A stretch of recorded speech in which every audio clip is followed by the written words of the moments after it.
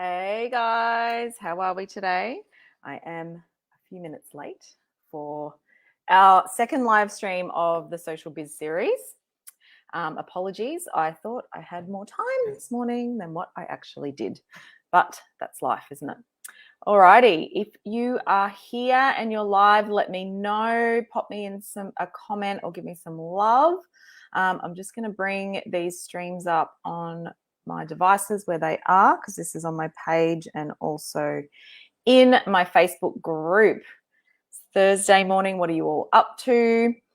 And today we're going to be talking about attracting clients that light you up and putting it on autopilot. I was just making some notes before about this, and I'm really pumped to talk about it. We're going to be dispelling a few myths. Hey, Joe. We're going to be dispelling a few myths today that you might have heard around the traps from coaches and marketing gurus and the like. We're going to be dispelling some of those myths today. And we're going to be talking about, really, this is a whole conversation about how to do life by soul, how to do life but with things that totally light you up. It's going to be really cool. It's super fun. Mel, good morning. Finished a course Q&A Zoom call when you popped up on my feed. Yay. Oh, well, if you're on Facebook all morning, I'm on Facebook all day. The only thing is I get to say to my family that it's work, right? Even though half the time I feel like all I'm doing is just talking to my mates. All right, got it on my phone. I've got it on. Who else we got? Hey, Amanda, how are you, darling? Alrighty, so I'm going to get stuck right into it because we've got a lot to get through, and don't like to waffle on too long for people that are watching the replay. If you are watching this back as a replay, then definitely pop in a comment, chatter away with me as if you were here live. I will come back and engage with you at a later time for sure. Mel, I was setting up a Facebook group for the students when the course ends. All good. Yeah, we're going to get stuck right into it. So for those that are just catching this the first time, the Social Biz series, I did a session on Tuesday, so 2 days ago, which was all around pricing and how to get your pricing in alignment. So if you go... if you're in my Facebook group, it is pinned as an announcement. So you can go back up to the announcements and listen to it there. I will move these over into the units tab in the Facebook group so that you can watch it at any time as well. And I'm also going to pop it up onto my podcast. If you're watching on my Facebook page, the most current one is pinned is the pinned post on the page. So if you're on my Facebook page, the most current video is the pinned post. So after this is done, this one will become the pinned post. If you want to view all of them, you can obviously just scroll down. You'll see the most recent ones, just a couple of posts down on the feed. Or if you go up to my button on my Facebook page and click join group, you'll be able to join my group as well, and you'll be able to watch them in there in the units tab or also in the announcements, and also you'll be able to find it on the podcast. So it's going to be totally accessible for all of you. I'm just going to have a sip of water before we get started. So I guess while I'm hydrating myself, when we're talking about attracting clients that light you up and putting it on autopilot, I would love for those people that are online and anyone watching it back later to tell me where you feel you sit with this right now. Do you feel that you're attracting the right people? Do you feel that you're doing stuff that lights you up in your business? And do you feel, and so that's really around the attracting people that light you up thing. Like, do you feel that you're doing that, or do you feel that you're on the right path to achieving that?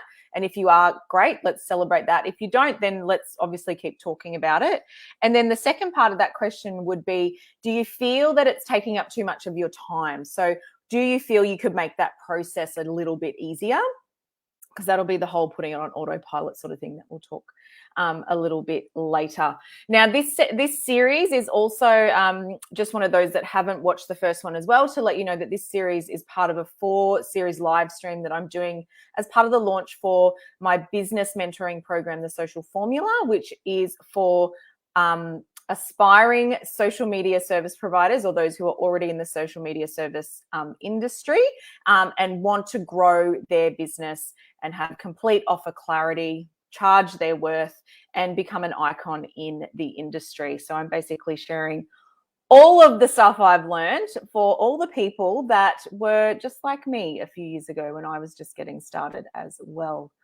Joe, so we've got some answers here. Cool. I'm mostly attracting the right people, and definitely on the right path. Would like to make things a little easier. Awesome. And Mel, 1 on the right path. Yes, heck yes, that's why I've joined the Social Formula. Yay. Content creation is not very efficient at present. Yeah, so in the with the Social Formula, Mel, you guys all get access to my strategy series that I ran last month. So that'll help you with the content creation part of it, which is cool. And that's cool. I love that you guys have been honest about that. And anyone watching the replay, if you want to comment, we can come back and talk about it as well, how you're feeling with it. Because I can honestly say there has been times where I have not felt like I was attracting the right people.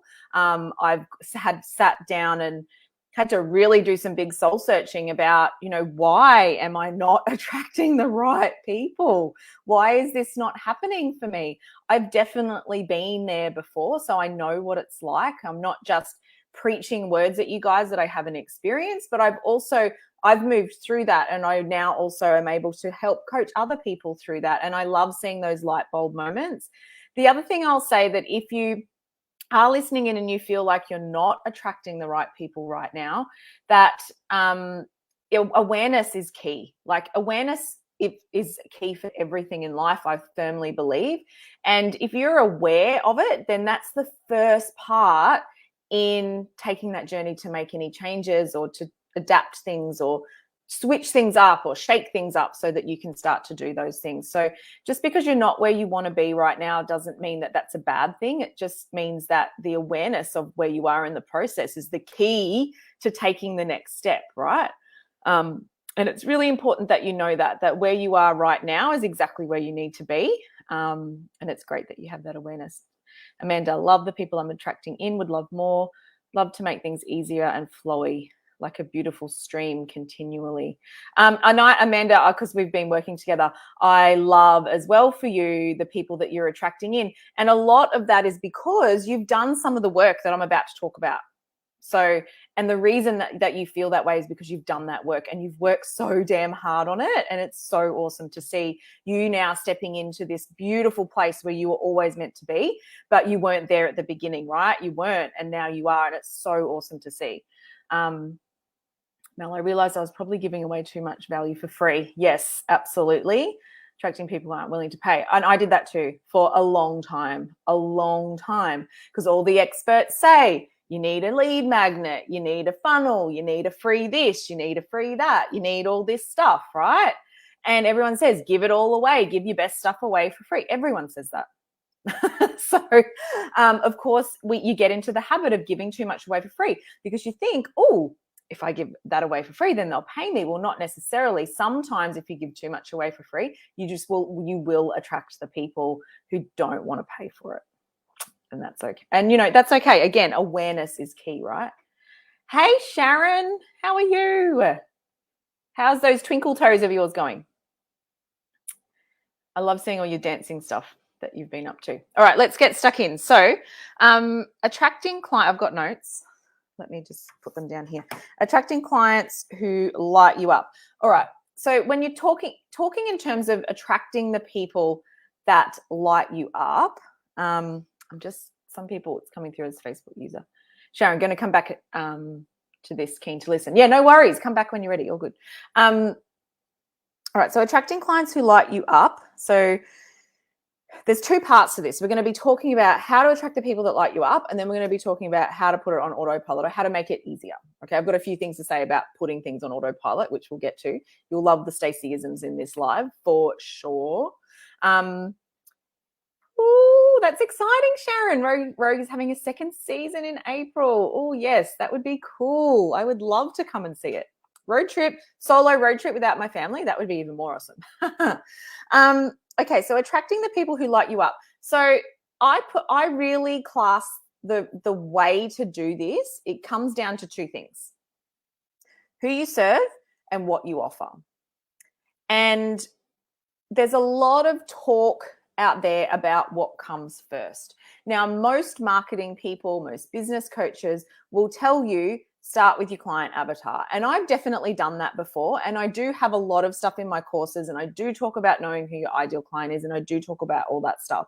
I've also been on a bit of a journey with ideal clients in the last probably 12 months myself, which has come from growth.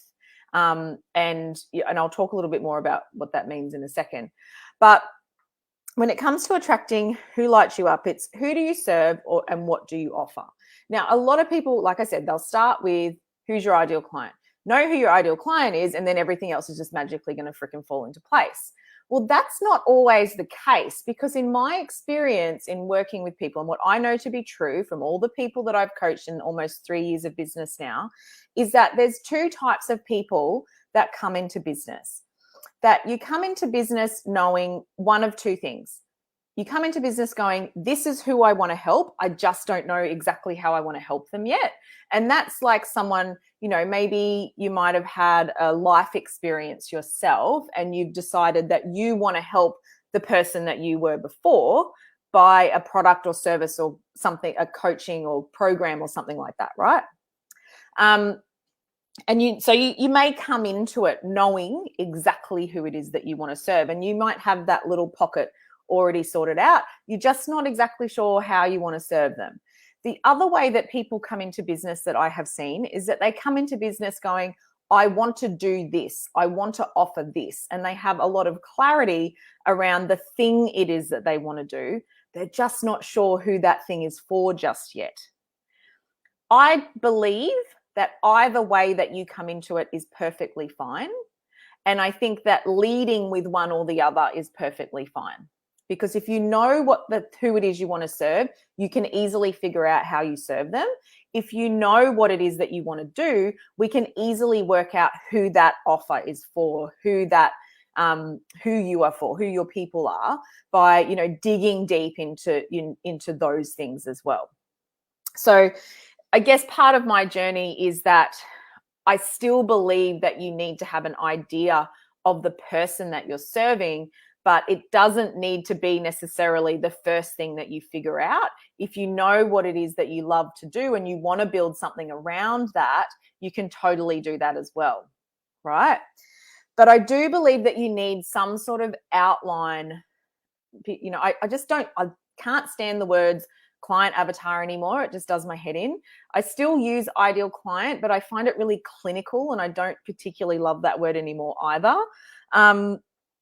But I do think that you need to have an outline. I kind of say, hey, Ash, how you going? I kind of like to say now, you need to know who your people are. You need to know who you're for. You need to know who you want to lead. You need to know who you want to serve. You need to know who you want to help, heal, support, ground, whatever word it is that you use for the thing that you do. I would say I talk about the people I want to lead, right? Some people would use different words. Yep, dream clients are a good one too. Whatever connects with you, right? Whatever word you need to use that connects with you, right? But you definitely need to have some sort of outline, particularly when you're new in business. I think it's really important. When you're new in business, you're like a little baby yourself, right? And a baby needs a certain element of structure and grounding and routine, and having that outline and having that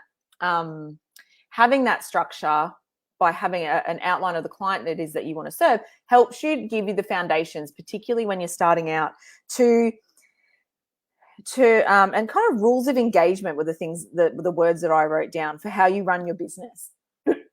rules of engagement for how you get known, how you become seen, how people can find and figure out if you're the person that can help them, how you become a specialist and not a generalist. And I think in the beginning, those things are super, super important. And for some people, you will determine who it is you serve and what it is that you offer. And that might be what you just do forever. And that's okay. That's what you love. That is totally fine. Keep going with that, sister. I'll totally always cheer you on. However, this is something else that I've learnt personally from personal experience, from coaching women in business for almost 3 years now, and from also watching and engaging with other peers that I believe, or friends that I've made online and in business as well, is that it's also okay one day to wake up and say, I don't think I'm for those people anymore. So what I'm saying is that having a really rigid, locked in client avatar where you give someone a name and all that stuff, and I'm not saying it doesn't work, because it definitely does work. But if you have this like rigid thing where you feel you have to be married to that, you can come unstuck with that sometimes. You know, if you get married to that person and you want to stay married to them for the rest of your business life, go for gold. But for some of you out there, that is not going to be your journey either. You're going to wake up one day and question whether that person you've been serving is still the person that you want to serve today. So I've got a few things I want to say, and I guess this is kind of a permission slip for those of you out there that might be feeling like you're a bit murky and a bit muddy with that outline, that picture of the person it is that you serve. So here's the thing. This is what I wrote down. Here's your little permission slip. It's safe to grow. It's also safe to outgrow them. It's called progress. And progress, life is progress, right? If you feel you're not attracting people who light you up anymore, or you're not attracting people that light you up at all, ask yourself, are they the right people? Particularly if you're new in business, are they the right people? So if you're not attracting the right people, who are the right people? If you've been in business for a while and you're just feeling murky with it, are they still my people? And it's okay to say no to that. What that means then is that if you're not attracting the right people and you've been in business for a while and you're starting to go, why am I not attracting the right people? It could mean that you're ready to grow. It could mean that you're ready to evolve. It could mean that you've just moved on from that particular person, and that's okay. You know why? There is someone else out there that is still going to help them, that is still going to serve them. The people that you need to be for now are out there and they need you. So you need to be brave enough to step into that. And I'm saying this, sorry, I've got notes on like 2 pages of paper here. I've got to open my book out. And so I can see it all properly. And the reason I'm saying this is because I'm going through a stage of growth like this myself in my own business. So when I started the Social Hub, I was for women in their first 1 to 3 years in business who wanted to learn how to DIY their social media before they were ready to outsource. And you probably have heard me say that a million times over on various other live streams. But more recently, I've decided and realized I'm not just for that person anymore. Like, I can still support that person 100%. And there are definitely times when that person is one of my people, but I'm also for women in business. I'm also for women who want to, and I don't really love the words up level, but it's the only thing I can think of right now, but like that are ready to transform their business, that are ready to break free of the one-to-one grind. I'm ready for people that are ready to be fully expressed in their business and life and own their place on the online stage and stand up and say, I'm a freaking lion, hear me roar. That's the people that I'm here for. And they're the people I want to give a voice to. You know, someone standing on a stage being a lion isn't necessarily doing live streams all the time like me. It might be someone saying, you know, to their boss, I'm not doing this job anymore and I'm going to go start my business and buy my family a holiday every year with doing something I love. Everyone's version of standing on a stage, you know, roaring like a lion is totally different, right? But, you know, and I'm also, I did the Soul Modes mentor training last year because I also have this passion to be there for mums with teens and tweens. So I'm going through a stage of transformation myself right now, where I'm also asking myself, who am I for now? Who does that look like? What does she look like? How do I serve her? Right? And it's not to say that I don't still help the same people that I did 3 years ago. It just means that I'm helping more people now as well. So that's one part of attracting clients that light you up, is knowing who you serve, and also knowing when you're ready to serve new or more people. The other part of it is what you offer. So if you are not doing what brings you joy, now I can't even read my own writing because I look like I have doctor's writing sometimes. If you are not doing what brings you joy, or what you love, I really can't read my writing. If you are not doing what brings you joy or what you love, or you're not leading your people in a way that is congruent or aligned with your soul, you will attract the wrong people. So when it comes to your offers, if you're, and we talked about this on Tuesday when we were talking about pricing, right? And we were talking about, when you're pricing your offers, what price can you get behind? What's the price you can show up for? And sometimes when your offer isn't selling, it's not the price. It may be that you're just not aligned to that offer anymore. So could it be that it's something that you've been doing for a while, and you all of a sudden are like, I think I've outgrown this offer, but hey, it's been a really profitable product, program, whatever, for a while, and I should need to launch it again because my launch plan was that I need to launch it in April. So I'm going to be launching it in April because that's what my little piece of paper says. But if you're not aligned to it anymore, you're going to attract the wrong people. It's not going to light you up.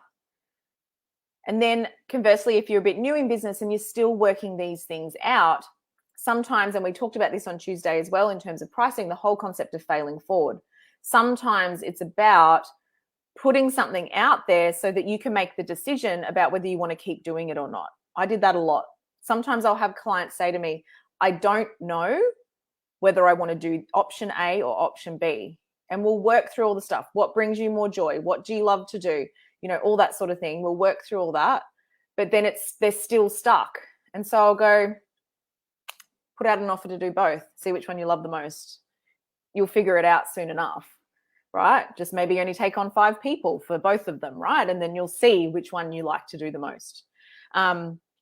Because that's not throwing stuff at a wall. That's strategically trying to make a decision. That's strategically taking action with the purpose of a decision at the end of it.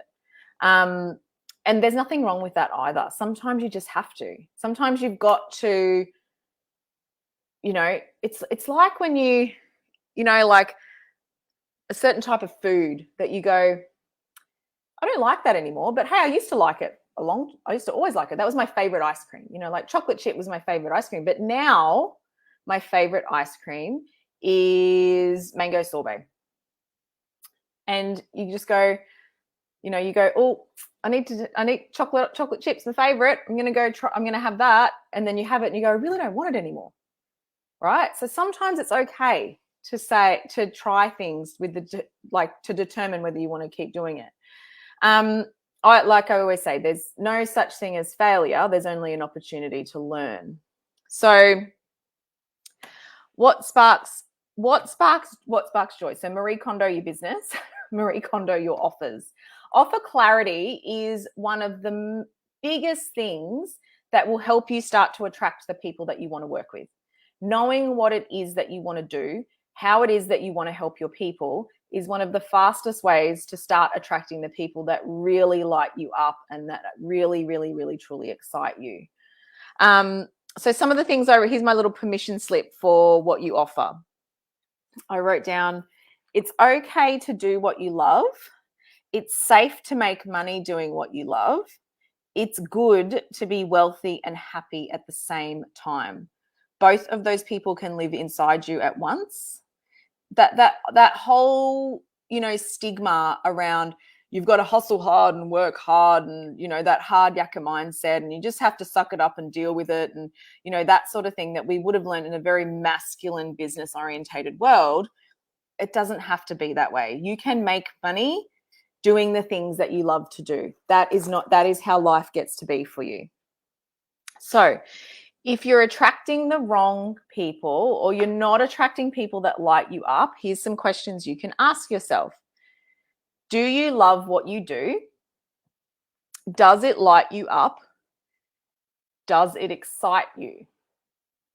And if you're answering no, or you've got a question mark hanging over any of those questions, go and review your offers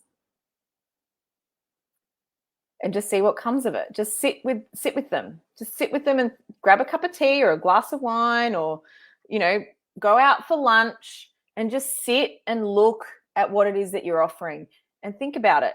Feel it. What does it say to you? How does it make you feel? How does it make your stomach feel? If you don't love it anymore, then maybe a decision needs to be made. And here's the thing. If you get rid of the things that don't light you up anymore, you make space for the things that will. I have cancelled programs. I have cancelled workshops. I have refunded people tickets for things because I just went, I can't do this right now. And as soon as I made that decision, the thing that I really wanted to do showed itself to me. And sometimes it was something I was already doing. I just wasn't doing it big, like my membership.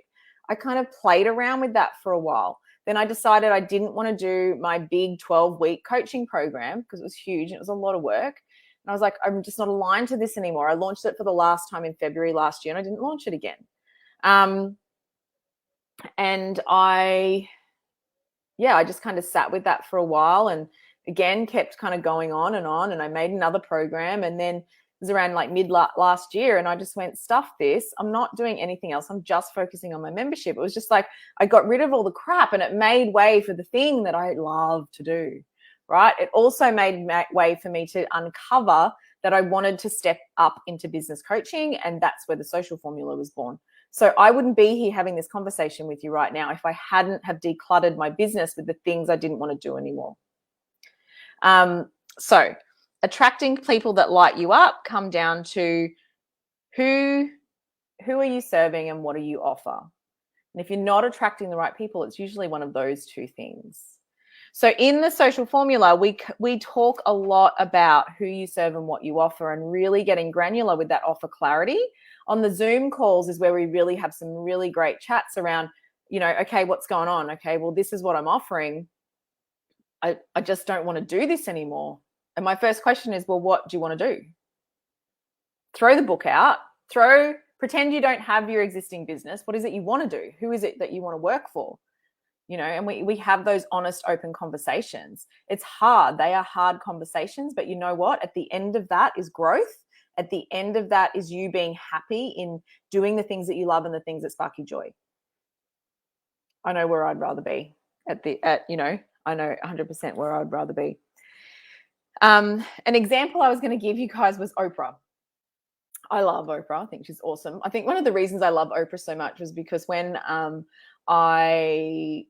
Marley was a newborn, she would have a feed around the time that Oprah was on. So I would sit on the couch and feed her, and I would watch Oprah. And Marley's 10, so she was just amazing. Like, me and my girlfriend would then ring each other afterwards and go, did you see Oprah today? Oh my God, it was amazing, right? But she wasn't always that person. She didn't start there. She actually started her working life working in a grocery store. Then she won a beauty pageant and got picked up by a local radio station. So then she started working in radio. Then she moved into TV and had like that tabloid TV style talk show, the Oprah Winfrey Show, which was on like midday around the same time as like Donahue and Sally Jessy Raphael and that sort of thing, right? And they were usually a little bit, they weren't quite Jerry Springer, but they were just a little bit below Jerry Springer. And she sat there for a little while. She became really famous while she was doing that. But then she stepped away from that and then stepped into the Oprah Winfrey Show, which then eventually just became Oprah, I think. And that's when she really moved into those big conversations, that self-help stuff, and really owned where she wanted to go. And it's like she got where she is and became known as one of the most influential women in the world by taking those steps and by saying, I'm not for those people anymore. I'm for these people. I don't want to do those things anymore. I want to do these things. If she hadn't done that, we may never have been able to experience the greatness that became who she was and who she is, right? So just think about those things when you're thinking about, you know, who you are and what you offer. It's okay. Even the big people do this. All right, let's talk about putting it on autopilot. So I'm going to break down a few little myths about autopilot, the word autopilot. I'm also going to break down a few myths about how you need to lead people into what you offer. So first of all, there's really like no such thing as fully autopilot.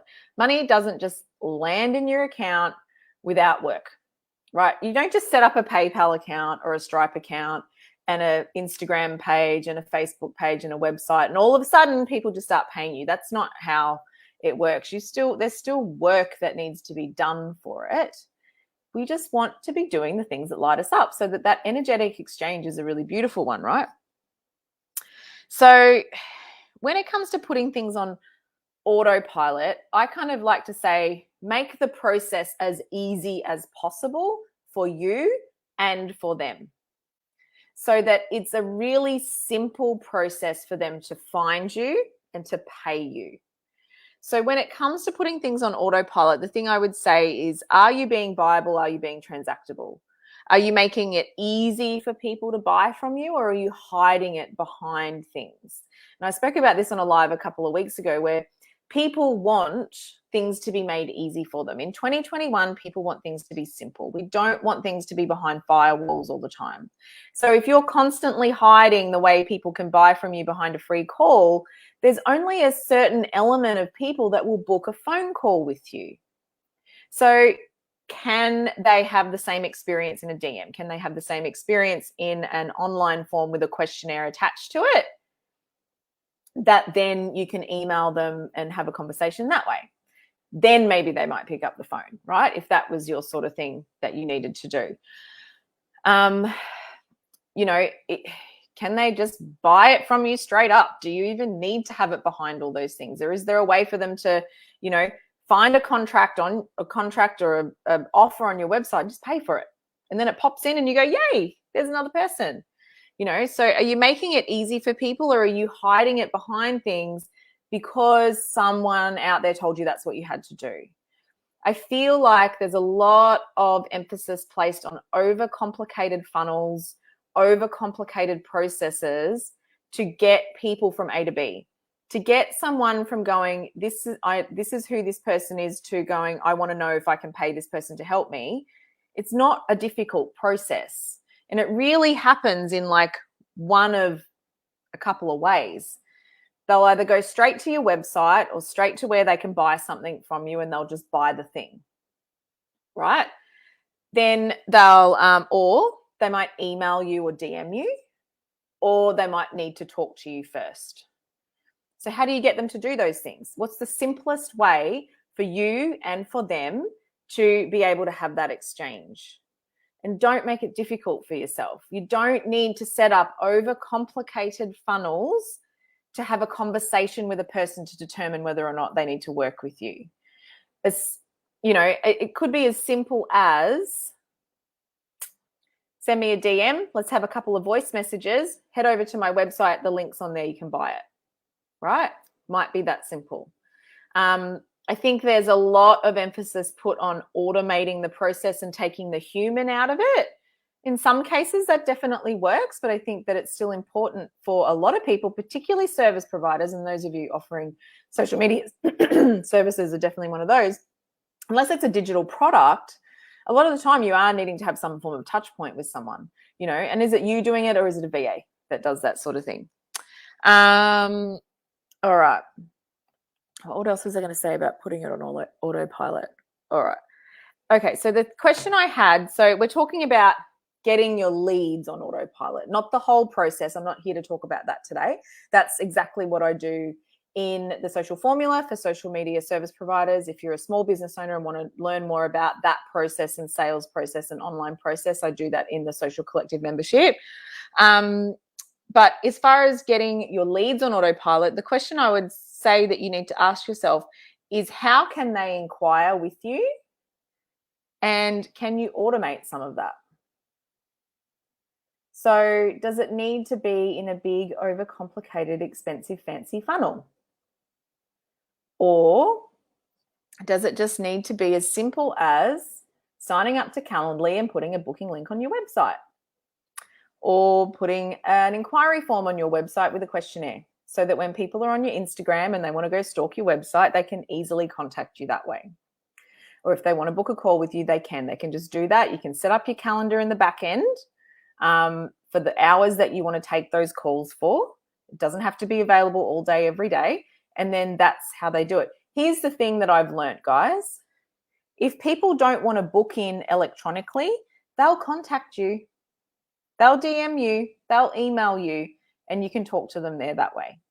But the ones that do, make it easy for them. Make it simple, right?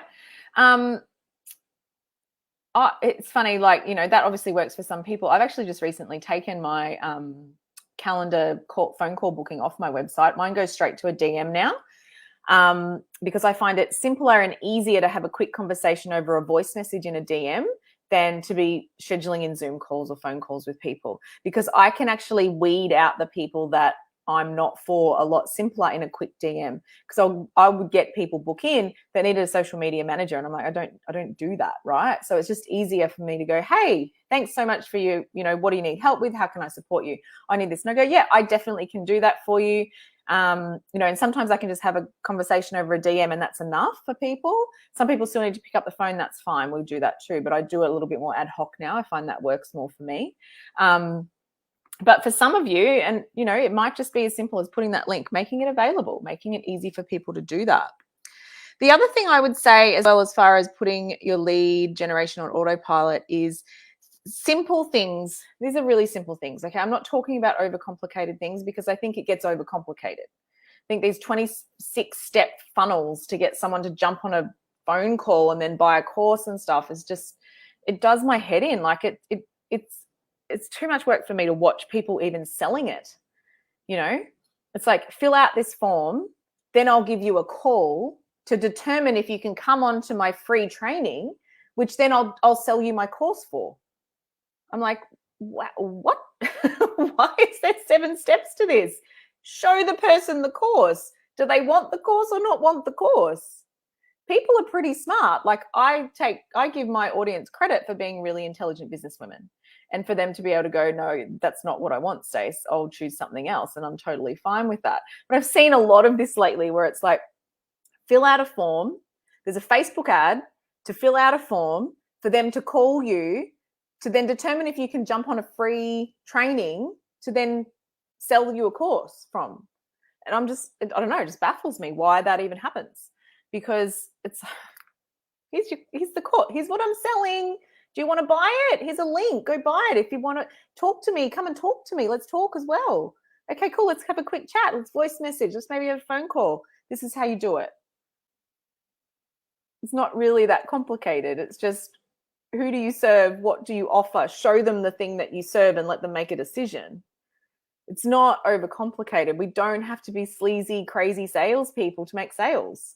We just have to show the people what we do and give them an opportunity to access that. That's what it's all about. Throw the overcomplicated funnels out the window. They're so not necessary. So the other thing I said was online payment gateways, sales page link with a sales page linked to it, and email automation.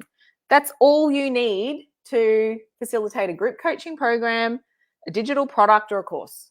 And these aren't expensive platforms either. Like, you know, Stripe and PayPal don't cost anything to set up. You just have to pay a fee, you know, for it. You know what? I don't care. I'm happy to pay my Stripe fees, because the act of me having to send an invoice and then chase people up for the invoice that they haven't paid, and then check, have they paid the invoice, and then do I put them in the course? Like, oh my God, just here's the link, pay for the thing.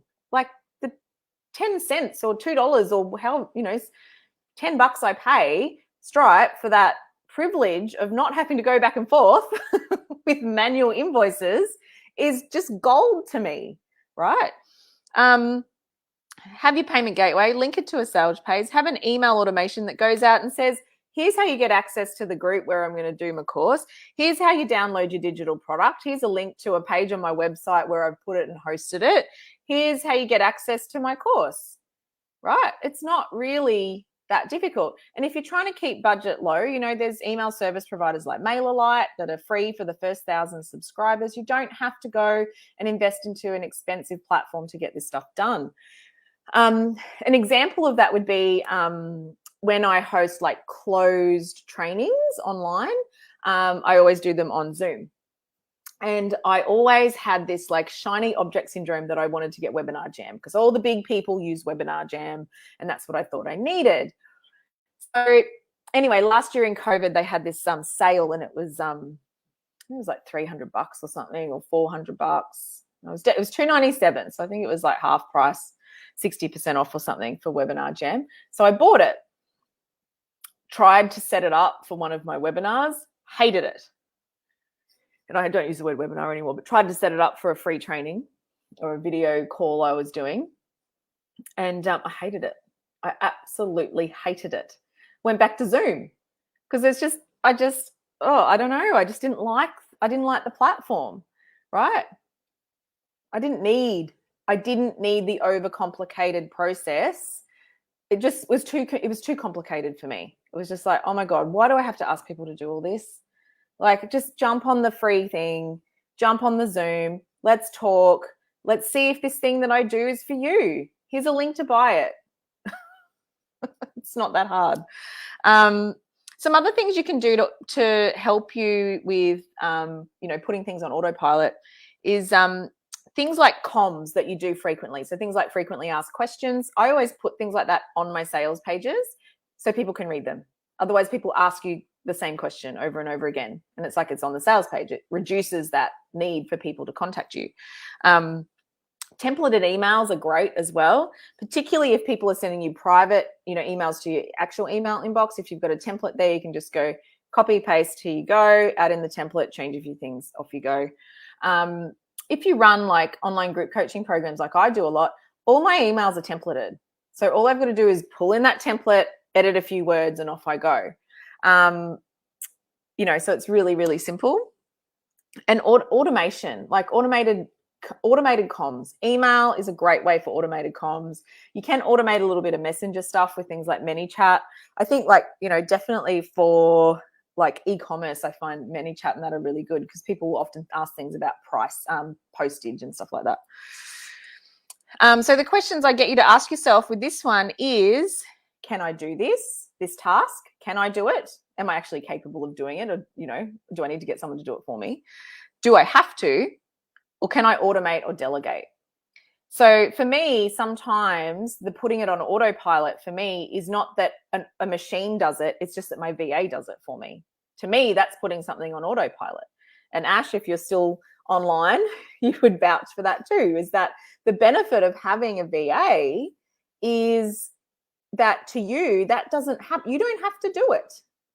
So that is, to me, that is putting stuff on autopilot. Like I gave a whole bunch of stuff to Jo. I don't know if Jo's still online either. And I got her invoice last week and I was like, best money I've ever spent. Best money I've ever spent. To me, it happened automatically without me having to do it. I just said, here you go, do the thing. And they went and did the thing. So that was really awesome as well. I think that as far as your leads, getting leads or attracting people and then putting that on autopilot comes down to how do they need to connect with you? What are the processes or platforms that can connect those dots for you? And then how do you show them what you sell and how do they buy it? That's it. Don't need to do overcomplicated things to make that happen. And particularly for those hey, I'm glad you're still here, Jo. in the service industry and those offering services, there's still an element where you do have to speak to people. That's just the way it is. And it frustrates me sometimes when I hear people go, but I don't want to do that. And it's like, well, you have to speak to your clients. That's how this works. Whether you do it on an email that's automated or something that's templated where you just put in bits and pieces that you need to, you get a VA to do it for you, or you use a voice message because it's simpler. Definitely those things work to make it a lot easier. But really the process is, who do you serve? How do you serve them? And then how do you show them what you sell? And how do you do that in the most simplest and simplistic way? And in a way that you can show up for. We talked about that the other day. So that's it. Who's still here? Who's got anything they want to add? Anything that was a light bulb moment? Anything you want to ask me? If you're sitting here going, yes, I kind of get this, but I'm not sure if I'm ready for this, or I'm feeling like I'm challenged with something, definitely pop it in the comments and I can answer for you. I'll give it a couple of minutes to see if anyone wants to hang around and ask anything. And then the last thing I would say is that if you are struggling with knowing what your niche is, if you are struggling with battening down who the person is that you want to serve, if offer clarity is your kryptonite, and you are someone who offers social media services or someone who wants to be an aspiring icon in the social media industry, that is what the social formula is for. So it's a 6-week group coaching program. We kick off on the 16th. It's our first live training session on Tuesday, the 16th. Goes for 6 weeks. There is a live training session and a Zoom call in there every single week. So you get absolutely live access to me. Plus you get access to all the previous content templates. I've got like onboarding templates, offboarding templates, course workflows for people that want to create courses. I'm about to do like a whole bunch of like proposal templates up for this round. So people that are doing proposals for clients, so proposal templates up for this round. I've got like bunches of Trello boards, email sequences, like all that stuff that's in there. And you get access to the Social Collective for 6 months. So if you're new to this and you're still learning the how-to of social media, that's what's in the membership, and you get access to that too. So all my strategy stuff, all my how-to guides, all my, content planning templates, all what this piece of content does, how to create it, how to do it, how to manage it, all that stuff, how to create a reel, how to manage a Facebook group, like all that sort of thing. So that's in there as well. So you get the best of both worlds, and it's super fun. I cannot wait. It is available now. The link is in the comments. If you have any questions, you want to talk about it, hash it out, shoot the breeze, just shoot me a DM and we can chat about it in there. All right, guys. So we've got something Mel has said. All makes sense. I can't afford a VA, but I'm just definitely trying to automate as much as possible and streamline to get the most out of my time.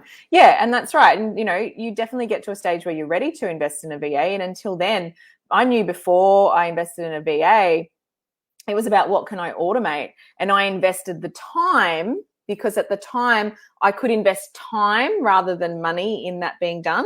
I invested the time in setting it up myself. And, when I then did go to outsource, I had a lot of stuff already set up. My infrastructure was really well set up. So it meant that I was really able to outsource stuff that was helping me grow too. There's nothing wrong with being there, for sure. The only thing I would say is if it's something that's going to take you like 10 hours and a lot of pain and you really don't know how to do it, sometimes it's just easier to spend a couple $100 that you might spend on getting someone to do it, or sometimes not even that. Sometimes it can be take a VA 2 hours and it's under $100 and it's done.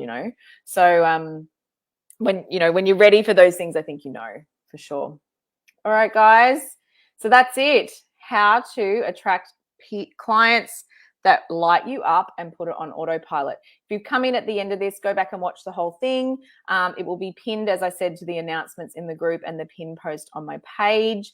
If you've come on my Facebook page and want to have a look at Tuesdays, which was all about pricing and having your pricing in alignment, you can scroll down the feed or jump over into my Facebook group. It will be in the announcements there. Anyone interested in the social formula, you can just jump straight on in the link. There's a full payment option and a 3-month payment plan. If you want to look at a longer payment plan, we can also look at that too. I'm totally open to that. Just reach out to me and we can talk about what that looks like. All right, guys, have an amazing day. I will see you soon. I'll see you on Tuesday, where we're going to be talking about what was Tuesday's? Scaling your business and breaking free of the one-to-one. That's going to be a fun one. All right, see you guys. Bye.